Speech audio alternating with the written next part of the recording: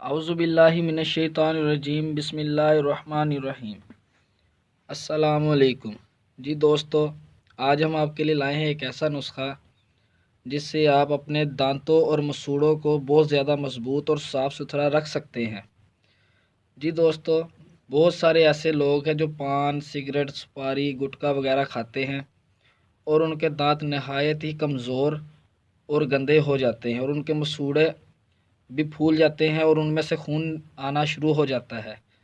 गरम ठंडा उनके दांतों पर लगता है, वो कोई भी चीज़ बआसानी नहीं खा सकते।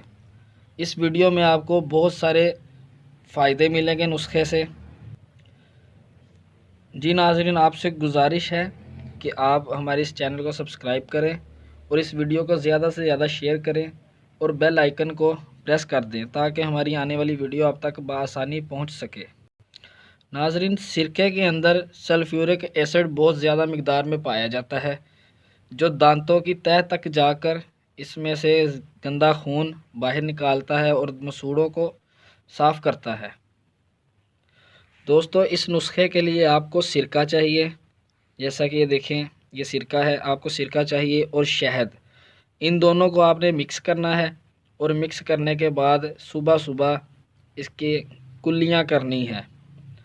कम से कम 10 से 15 दिन आप ये नुस्खा आज़माएँ। इंशाअल्लाह अल्लाह के हुक्म से आपको फ़र्क महसूस होगा और आपके दांत भी सफ़ेद हो जाएंगे।